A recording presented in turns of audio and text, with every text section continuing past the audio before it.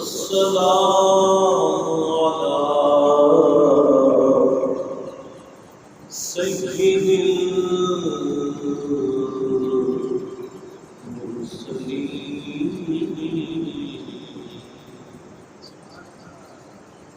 خاتم النبيين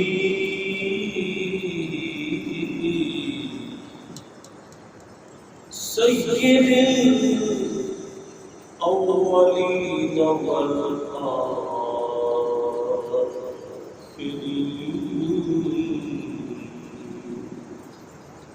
وعلى آله وصحبه أجمعين أما بعد فأعوذ بالله من الشيطان الرجيم بسم الله الرحمن الرحيم خذ العفو وأمر بالعرف وأعرض عن الجاهلين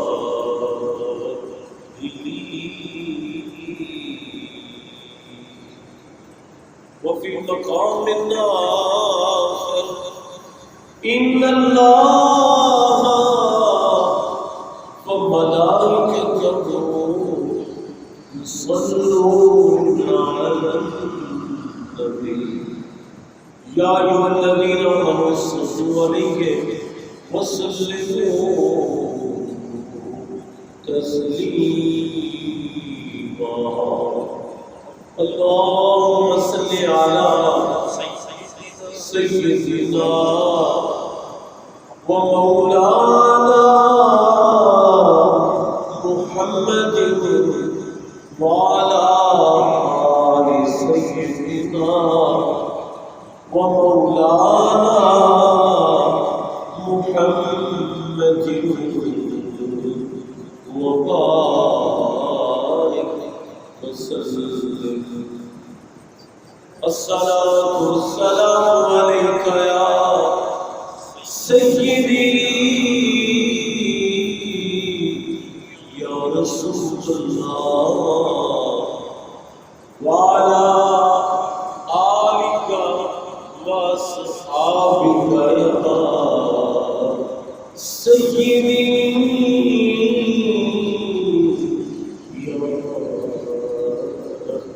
نبي الله بلغ الله بكماله بلغ الله بكماله كشف الدجى بجماله بلغ الهدى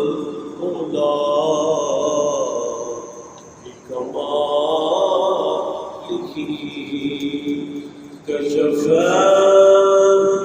الدجى بجماله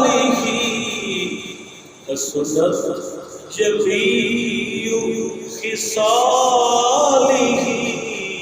صلوا عليه ما مدد محمدا بمقالتي لكن مدد مقالتي لمحمد بلغ العلا بكماله كشف الدجى بجماله حسنت جميع خصاله صلوا عليه وآله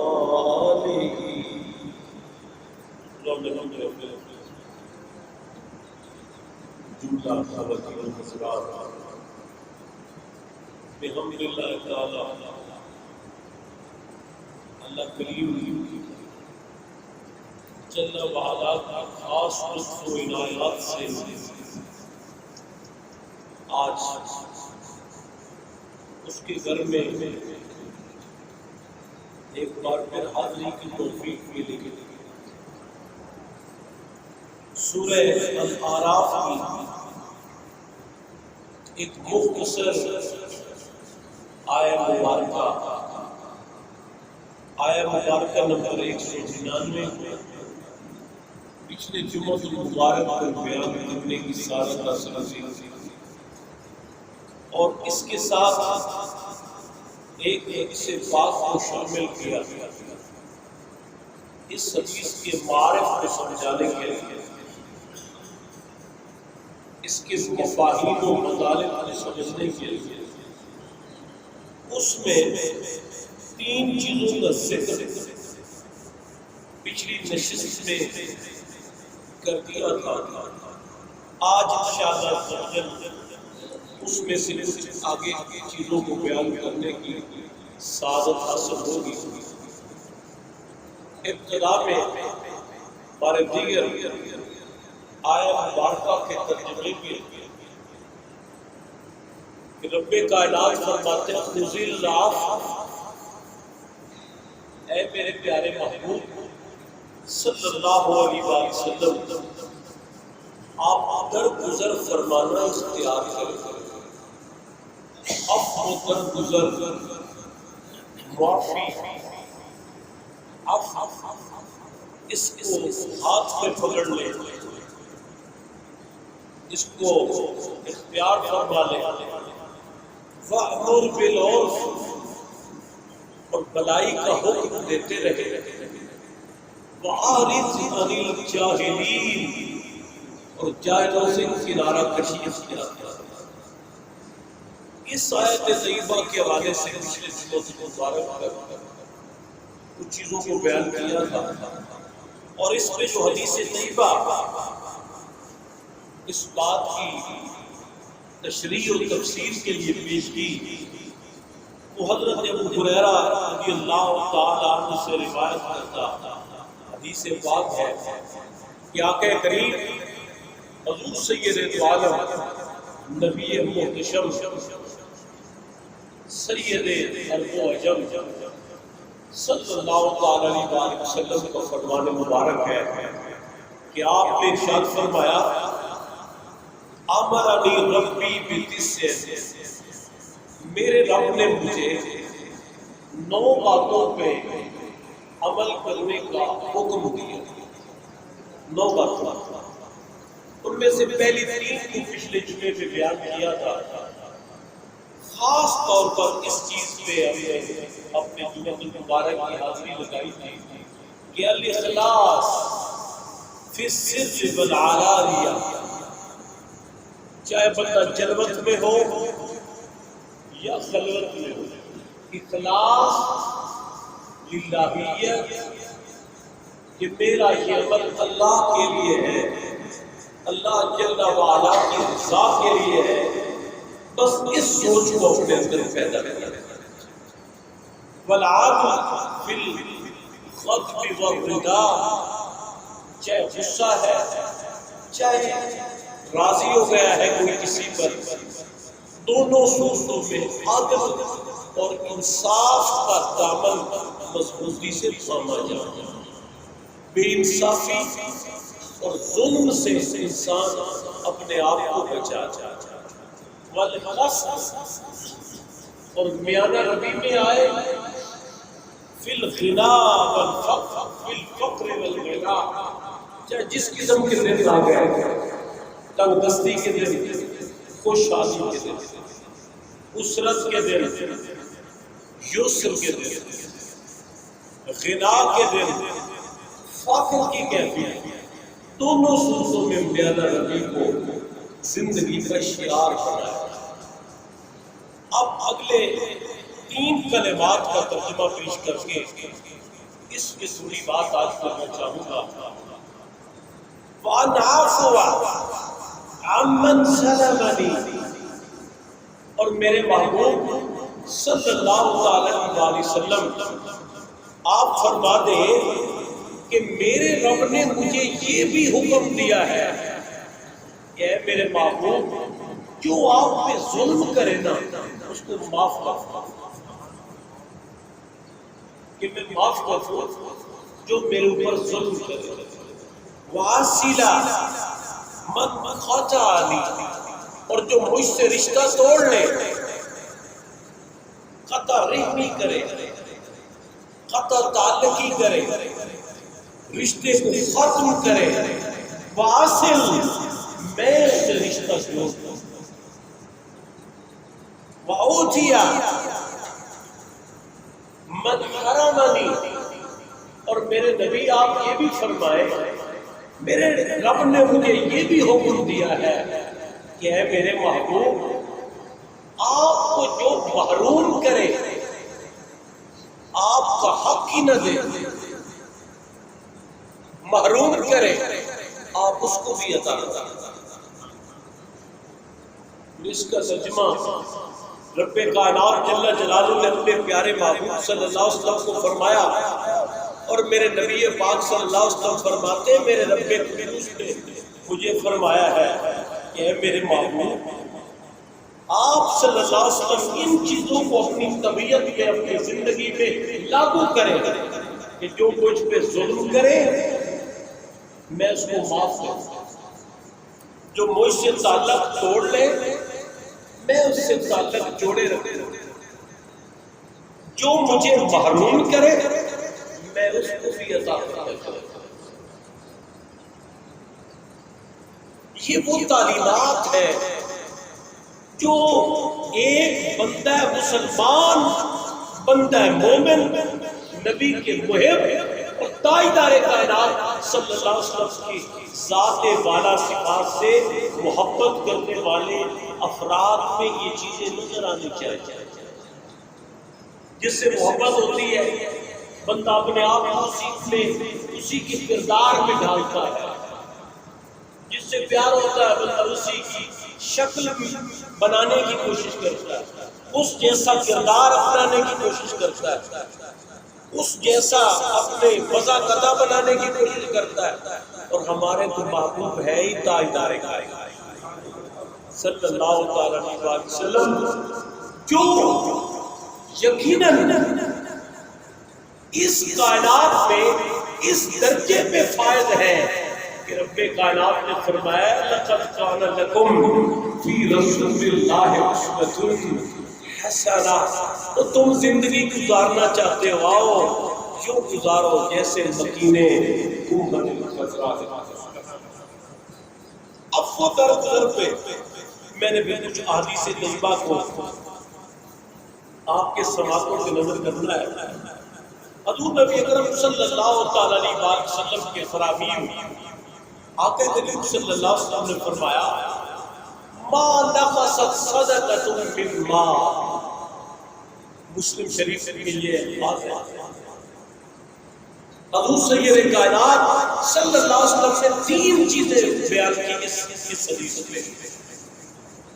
آپ نے فرمایا مال اللہ کے راستے میں خرچ کرنے سے،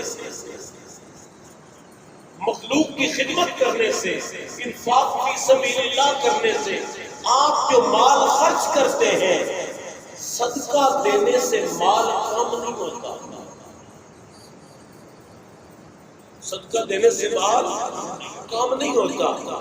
اللہ کے راستے میں خیرات کرنے سے، اپنا مال اللہ کے راستے میں لٹا دینے سے مال کم نہیں ہوتا، اس سے تو مال میں برکت آتی ہے، مال بڑھتا ہے، اللہ پاک اس میں برکتیں عطا فرماتا ہے۔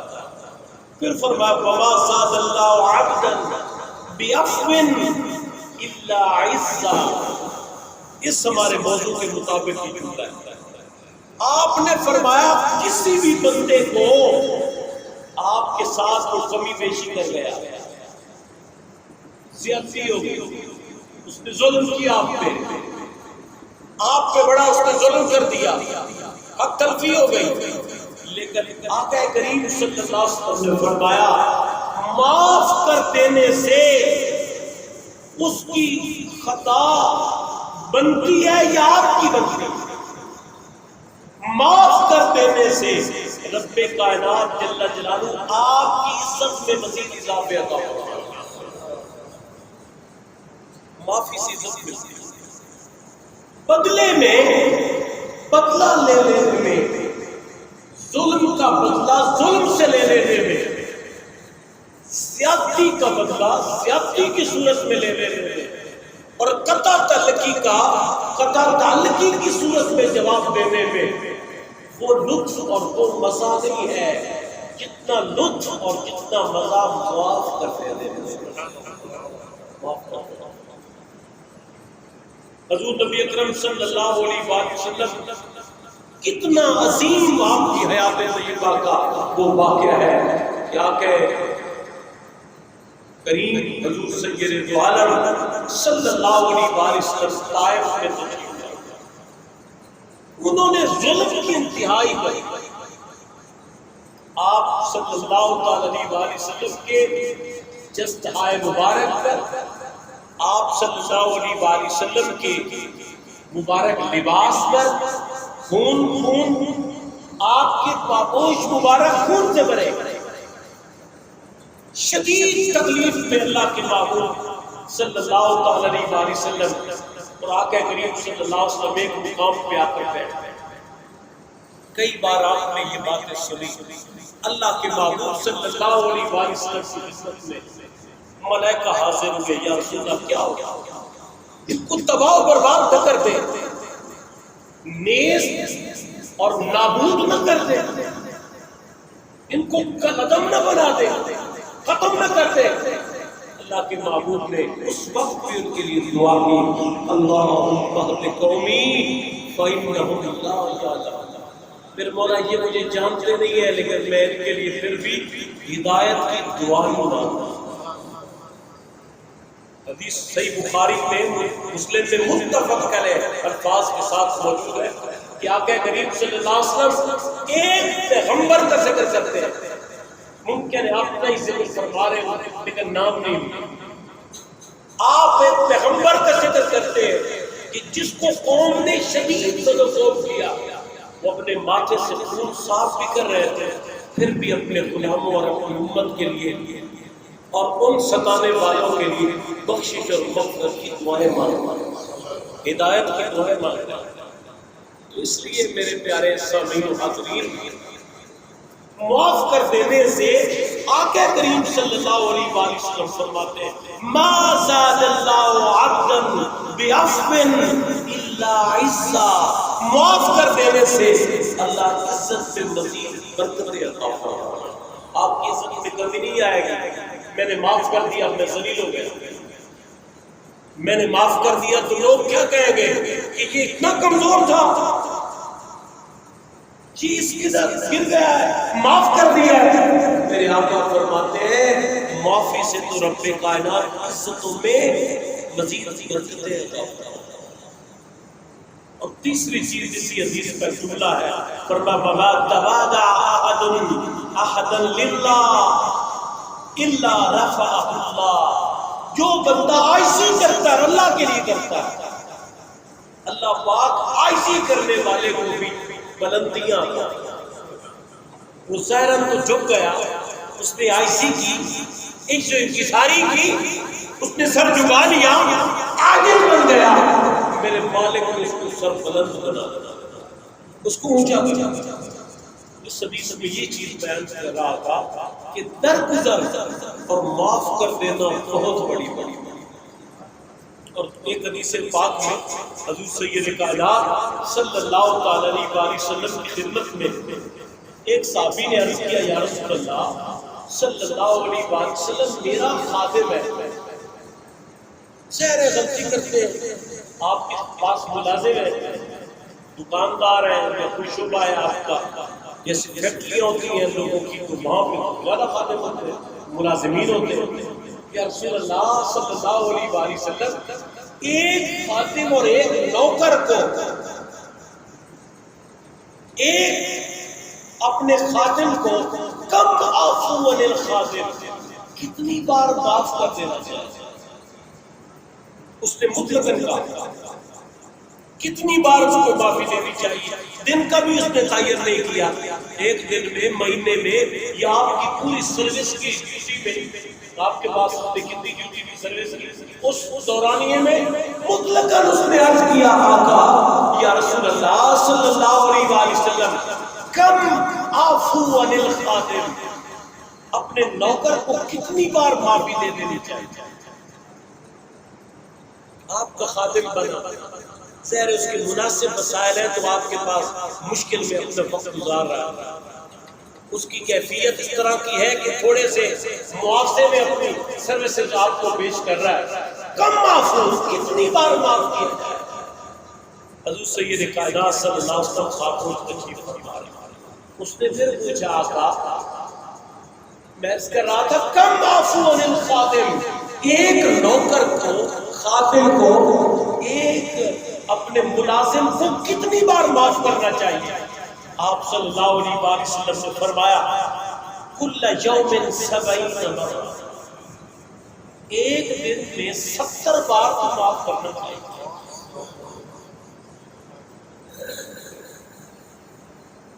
آپ صلی اللہ علیہ وآلہ وسلم سے اس نے تو مطلقاً پوچھا کہ میرے پاس وہ سروسز انجام دیتا ہے، ظاہر ہے کبھی کوئی غلطی کر دیتا ہے، کبھی کوئی غلطی کر دیتا ہے، تو پوری اس نے اس کی ڈیوٹی میں ممکن ہے لیا ہو کتنی بار معاف کیا جائے؟ آپ فرمانے لگے ایک دن میں 70 بار اس کو معاف کر دینا چاہیے، یہ ہے اپنا گھر۔ اور جب یہ حدیث طیبہ بندہ پڑھتا ہے پھر بات سمجھ آتی ہے حضرت انس کی کہ 10 سال خادم بنے نبی پاک کے، سرکار ناراضی کو جن کر بھی وہ نبی پاک جو اوروں کو تبلیغ فرمائیں کہ ایک دن میں اپنے نوکر اور خادم کو 70 بار معاف کرو، ان کی اپنے درگزر کا عالم کیا، اپنے درگزر کا عالم کیا۔ ایک حدیث پہلے بھی آپ کو سنائی تھی، حضور سید کائنات صلی اللہ علیہ وسلم کے صحابی انصاری صحابی تھے، تو وہ اپنے نوکر کو مار رہے تھے، اس نے کوئی غلطی کی، ابو مسعود ان کا نام تھا، وہ اپنے نوکر کو مار کے بڑا مار رہے تھے، غصہ، بڑا ہائپر تھے، بڑے غصے میں تھے، مارے جا رہے تھے۔ حضور نبی اکرم صلی اللہ علیہ وسلم نے پکار کر فرمایا او ابو مسعود، وہ کیونکہ غصے میں تھے اور مار رہے تھے اپنے نوکر کو، وہ کہتے میں نے سنا نہیں کہ کون پکار رہا ہے، کیا مجھے کوئی بلا بھی رہا ہے کہ نہیں، حتیٰ کہ تاجدار کائنات صلی اللہ علیہ وسلم میرے قریب تھے۔ آپ صلی اللہ علیہ وسلم آئے تو میں رک گیا، آقا کریم صلی اللہ علیہ وآلہ وسلم نے ایک جملہ بولا، آپ نے فرمایا ابو مسعود، اللہ تعالیٰ جل جلالہ جو ہے نا اس سے زیادہ تجھ پر قادر ہے جتنی قدرت تجھے اس غلام پر، جتنی قدرت تجھے اپنے نوکر پر ہے نا جی، اپنے ملازم پر ہے، رب کائنات کو اس سے کہیں زیادہ قدرت مالک کائنات کو تجھ پر ہے۔ آپ سمجھانا چاہتے ہیں دیکھنا مالک کتنا مہربان ہے، رب کائنات کتنا کریم ہے، وہ مالک لم یزل اتنا کریم، اتنا مہربان۔ رب کائنات نے اگر کچھ وقت کے لیے تیری مملوکیت میں کسی کو دے دیا ہے تو تم بھی اب کو درگزر کرو، معافی اختیار کرو۔ حضور سید کائنات صلی اللہ علیہ وآلہ وسلم نے جب یہ فرمایا، حضرت ابو مسعود کہنے لگے یا رسول اللہ میں اپنے غلام کو پاؤں اور اپنے غلام کو آزاد۔ تو اس لیے خادمین، ملازمین، ماتحت افراد، آپ کے جملہ لوگ اکثر ہوتے ہیں کوئی نہ کوئی ان کے ماتحت کام کر رہا ہوتا ہے، عفو درگزر کو آتا معافی کو۔ حضور نبی اکرم صلی اللہ علیہ وآلہ وسلم کے صحابی بیان کرتے ہیں معاذ، حضور صلی اللہ علیہ وسلم نے فرمایا افضل الفضائل، کہ یہ بات فضائل کی دنیا میں نہایت اعلیٰ ہے، افضل ہے، اچھے اخلاق کی دنیا میں، اعلیٰ رویوں کی دنیا میں، حسن کردار کی اور حسن عمل، حسن اخلاق، فضائل کی دنیا میں اعلیٰ درجے کا، افضل درجے کا یہ عمل ہے۔ کیا عمل؟ ان تصل من قطع، جو تجھ سے رشتہ کاٹ دینا تم اسے جوڑے دو۔ بڑی مشکل باتیں ہیں یہ عمل، نہایت مشکل ہے، لیکن اس کا اجر بھی اتنا بڑا ہے کہ آقا کریم صلی اللہ علیہ وسلم فرماتے ہیں افضل الفضائل، فضائل کی دنیا میں سب سے افضل یہ افضل عمل ہے۔ کیا عمل ہے؟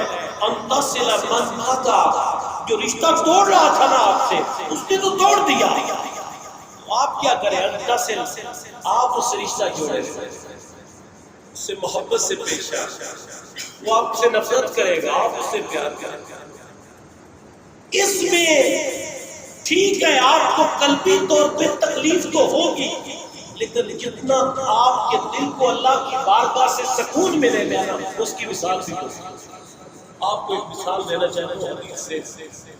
حضرت نبی اکرم صلی اللہ علیہ وسلم تشریف لے جا رہے تھے اور حضرت ابوبکر صدیق رضی اللہ تعالیٰ عنہ سرکار کے ساتھ راستے میں ایک شخص ملا، حضرت صدیق اکبر کو برا بھلا کہا۔ حضرت صدیق اکبر خاموش تھے، وہ بری باتیں کر رہا تھا، تم ایسے ہو، تم ایسے ہو۔ ایسے بندہ غصے میں آ کر دوسرے آدمی پہ کیا کچھ کہہ جاتا ہے، تم ایسے ہو، تم ایسے ہو، حتیٰ کہ حضرت صدیق اکبر خاموش رہے۔ بالآخر آپ کو بھی غصہ آیا، آپ نے اس کا جواب دے دیا، کوئی اس کی بات تھی، آپ نے جواب دے دیا۔ حضور نبی اکرم صلی اللہ علیہ وآلہ وسلم پہلے وہیں پہ کھڑے تشریف فرما تھے، مسکرا رہے تھے، جو ہی صدیق اکبر نے جواب دیا تاجدار کائنات وہاں سے چل کر آ گیا۔ حضرت صدیق اکبر تو رازدار تھے، حضور سید کائنات صلی اللہ علیہ وآلہ وسلم کی طبیعت مبارکہ کو بطریق اعظم جاننے والے تھے۔ انہوں نے سمجھ لیا کہ لگتا ہے یہ جو میرا رویہ آیا نا جوابی کارروائی کا، اللہ کے معبود کو یہ پسند نہیں، میرے نبی کو یہ پسند نہیں آیا، اسی لیے نبی پاک صلی اللہ علیہ وآلہ وسلم مجھے یہی کھڑا چھوڑ کر آگے تشریف فرما ہوئے، آگے تشریف لے گئے۔ حضرت صدیق کو فوراً وہاں سے چلے اور سرکار صلی اللہ علیہ وآلہ وسلم کو پیچھے جاتے ہی لے لیا، عرض کرنے لگے یا رسول اللہ، وہ میرے ساتھ یہ بات کر رہا تھا، باتیں کرتا جا رہا تھا، عجیب عجیب، آخر میں نے جواب دیا۔ آپ نے فرمایا جب تو خاموش تھا نا، وہ تیرے اوپر تیری کردار کشی کر رہا تھا، تیرے بارے میں غلط باتیں پہنچا رہا تھا، اللہ نے ایک فرشتے کو ڈیوٹی لگا دی تھی جو تیری باتوں کا جواب اس کو خود دے رہا تھا۔ خاموشی بہترین جواب، ہم سمجھتے میں چپ ہو گیا، اس کو جواب، اس کا کون اس کو جناب منہ پہ شرمندہ کرے گا، منہ پہ مارے گا، اس کو یہ بات کرے گا، اس کو جواب دینے والے ہیں، اس کو جواب مل جائے۔ آپ صلی اللہ علیہ وآلہ وسلم نے فرمایا جب تم خاموش تھے ایک فرشتے کو رب کائنات نے ڈیٹیل دیا تھا جو تیری طرف سے اسے جواب دے رہا تھا، اور جب تم درمیان میں آ گئے تو رحمت کا فرشتہ چلا گیا، جب رحمت کے فرشتے چلے جائیں میں نے وہاں کو رک کر آج ایک بہترین جواب میں آپ کو سکھانا چاہتا ہوں کہ لوگ ہم سے جیسا رویہ اختیار کریں، اگر آپ اور میں خاموشی اختیار کر دینا یہ بہترین جواب ہے۔ ایک وقت تک وہ کڑتا رہے گا، کہے گا یار اس نے تو مجھے اس قابل ہی نہیں سمجھا کہ میرا جواب دے۔ ایک وقت تک وہ ایسا کردار ادا کرتا رہے گا حتیٰ کہ خود بخود زبان اس کی چپ ہو جائے گی کہ یار جب اس پر میری باتوں کا اثر ہی نہیں ہوتا، چھوڑو میں کیوں اس کے اوپر ہے۔ ہمارے استاد صاحب کا یہی ہوتا ہے، حضرت علامت جسٹس پیر محمد کرم شاہ صاحب الندری رحمۃ اللہ تعالی علیہ، جب آپ نے سیاہ قرآن شریف لکھا، یہ اعلیٰ درجے کی تفسیر تھی، لوگوں نے ایک نعرہ لگایا، اونچی دکان پھیکا پکوان سیاہ قرآن سیاہ، آپ نے خاموشی رکھی، لوگوں نے، آپ نے کام کیا، ایسا ادارہ بنایا کہ لوگوں نے کہا یہ غلط ہے، یہ ٹھیک نہیں ہے۔ آج وہ وقت آیا ہے کہ وہی لوگ جو آپ کے کردار، آپ کے عمل، آپ کے ادارے پہ سوالات کھڑا کرتے تھے، آج انہی کے بچے، کچھ ہمارے اسٹوڈنٹ کلاس فیلو تھے، ہم سے پہلے کچھ پڑھے، آج کچھ باقی لوگ پڑھے، انہوں نے، آپ نے خاموشی رکھی، جواب نہیں دیا، آپ نے کام کیا، آپ آگے بڑھتے ہیں۔ ایک بات یہ بھی ہے کہ اگر بندہ جواب دینے لگے نا، یہ گویا کہ اپنے سامنے والی آنے والی رکاوٹوں سے الجھ گئے۔ اگر آپ اور میں رکاوٹوں سے الجھ جائیں گے، سفر کیسے برقرار رکھیں؟ آپ راستے میں جا رہے ہیں، کار کی مثال دیتا ہوں، بچے کھیل رہے ہیں اور کھیل کے دوران وہ جناب گیند مارتے ہیں آپ کی گاڑی پر، یا کسی کی ہاتھ میں لکڑی آپ کی گاڑی پر مار دیتے ہیں۔ آپ اگر اپنا سفر روک دیتے ہیں، گاڑی کو سائڈ پہ کھڑا کر کے انہی بچوں کے پیچھے بھاگتے ہیں، بچے آپ کو نہیں ملیں گے، وہ چھوٹی گلیوں میں نکلتے غائب ہو جائیں گے، ممکن ہے آپ کو نہ ملے، لیکن جو آپ کے سفر کا تسلسل تھا وہ برقرار نہیں۔ تھوڑی تھوڑی دیر بعد اگر ہم لوگ الجھتے جائیں گے، سامنے والے بندے سے الجھ جائیں گے، ہم سفر کیسے برقرار رکھ سکتے ہیں؟ سفر کو برقرار رکھنے کا بہترین حل یہ ہے، آپ اپنی منزل پر کام کر رہے ہیں، راستے میں مشکلات آئیں گی، اچھے حالات بھی آ جائیں گے، برے حالات بھی آ سکتے ہیں، جیسے گرمی بھی آ گئی ہے، پہلے سردیاں تھیں، اچھا موسم بھی 2 دن پہلے تھا، آج گرمی محسوس ہو رہی ہے، یہ سارے حالات ساتھ ساتھ چلتے ہیں، لیکن بہترین پتہ وہ ہے کہ جو آدمی، ممکن ہے میں جواب آپ کو دوں، آپ میرے خلاف بات کریں، میں جواب دوں، ممکن ہے میرا جواب اس طریق کا نہ ہو کہ جو مسکت جواب ہو، جو آپ کو چپ کرا، لیکن اگر میں چپ کر جاؤں، یہ سب سے بہترین جواب ہے۔ آپ میرے اوپر باتیں کرتے رہے، میں چپ خاموشی اختیار کروں، ایک وقت تک رب کائنات جل جلالہ کی، جیسے حدیث پاک پڑھ رہا تھا، اللہ کی بارگاہ سے خاص طمانینت قلب بھی ملتی رہے گی، اور رب کائنات ہمارے دشمن کو اپنی جانب سے خود جواب دلواتا رہے، خود جواب دلواتا۔ اس لیے میرے پیارے سامعین، حضور سید کائنات صلی اللہ علیہ وسلم نے فرمایا، فضائل میں سب سے افضل فضیلت والا عمل یہ ہے، ان تصل من قطع، جو رشتہ کاٹ رہا ہے نا آپ سے، آپ اس سے جوڑے۔ آج کلیش کا دور ہے، نہایت انتشار کا دور ہے، قطع رحمی ہے، رشتوں کا جو احترام ہونا چاہیے تھا وہ نہیں ہے، قطع تلقیاں ہے۔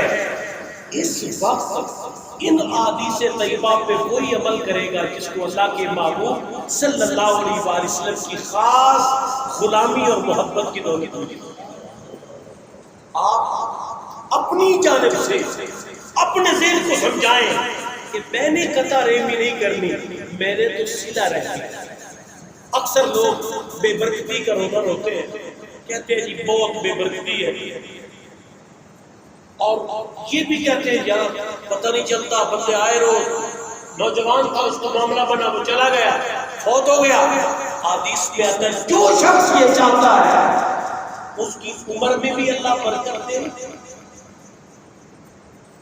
جو شخص یہ چاہتا ہے اللہ اس کے رزق میں بھی برکت دے، وہ صلہ رحمی کیا، وہ اپنے خاندان سے، اپنے عزیز و اقارب سے، اپنی بہنوں بھائیوں سے اچھا برتاؤ کرے، ان کا کردار ان کے ساتھ، ان کا رویہ ان کے ساتھ، آپ میں ہیں اپنے جواب دیں، میں کیا کر رہا ہوں، میں کیا بس میں اپنے جواب پہ ہوں، آپ اپنے جواب۔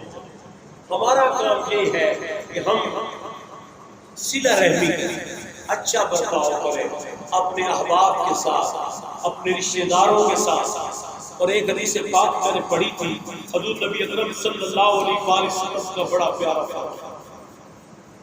آقا کریم صلی اللہ علیہ وسلم نے فرمایا ان من حسن العہد، ان حسن العہد من الایمان، کہ تعلق بنا لینا کمال نہیں ہے۔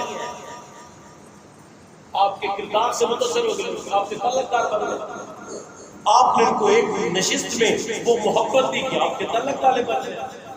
تعلق بنانا کمال نہیں ہے، تعلق کو بحال رکھنا کمال۔ ان حسن العہد من الایمان، آپ فرماتے تعلق کو، اس ریلیشن کو برقرار رکھنا یہ بھی ایمان کی علامت ہے۔ آپ اس کی تنگی، اس کی سختی، اس کے جملہ معاملات میں اب کہے کہ بس میرا تیرے ساتھ ایک محبت کا تعلق تھا، اب میں نے تیرے ساتھ یہ تعلق نبھانا ہے، تیرا رویہ اپنے ساتھ لیکن میں ایسا نہیں۔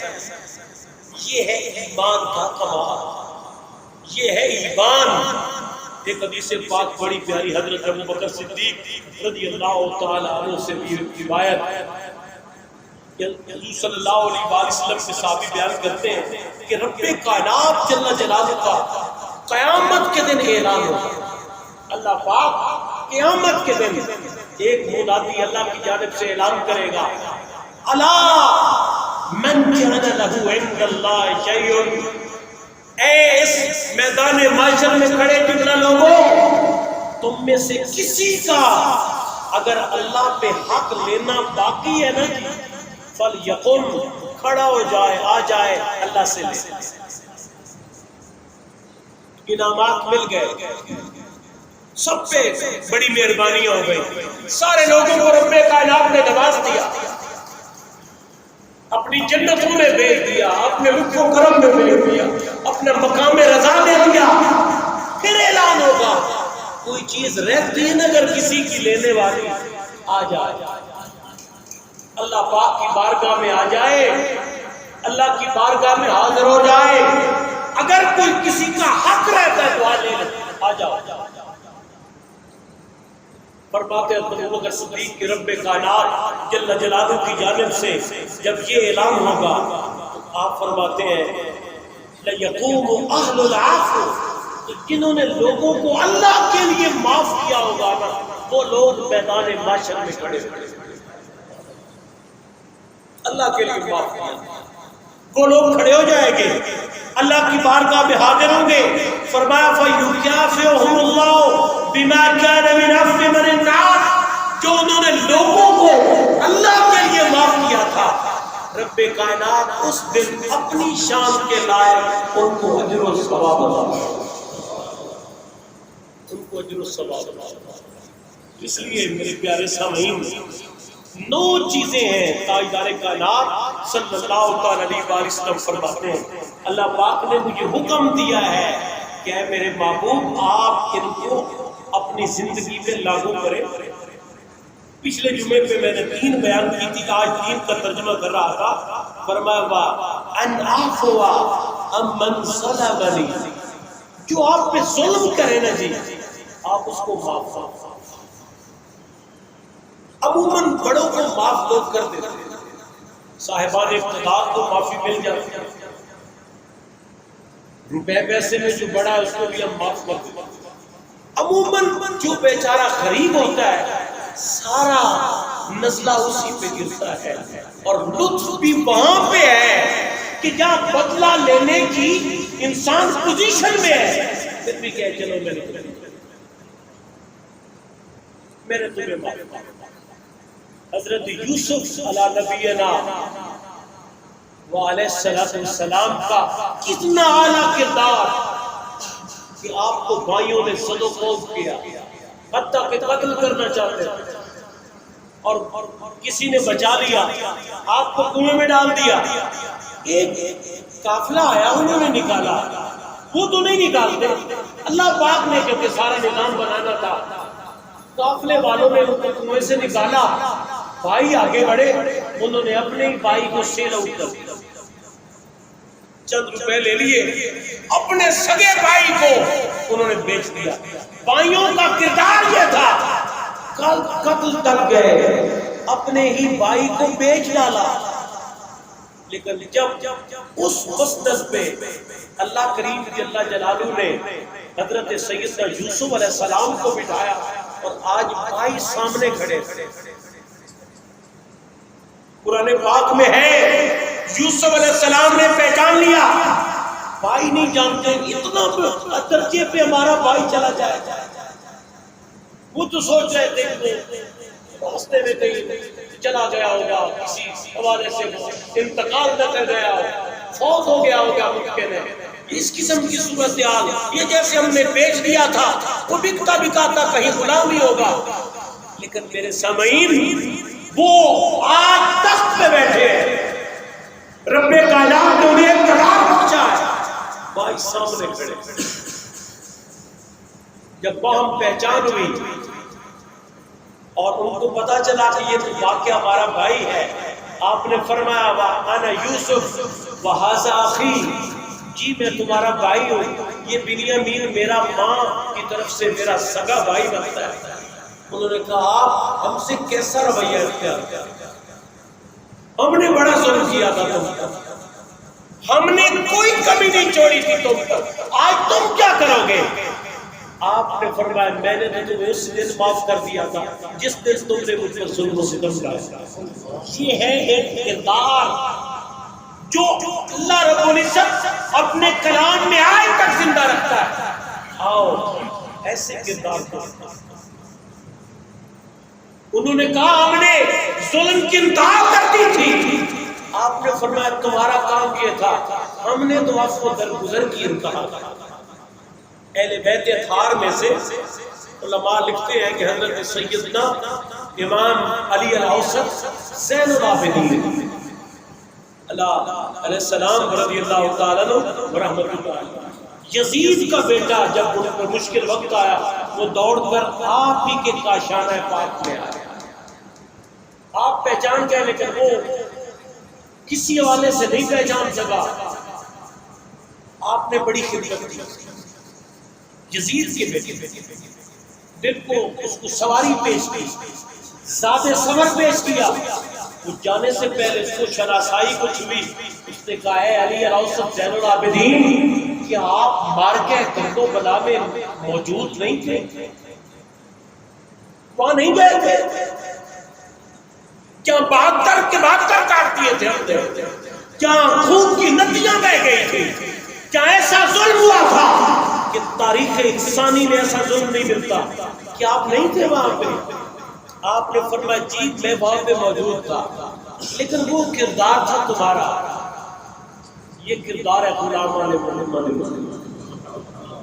یہ ہے کردار اہل بیت مصطفیٰ۔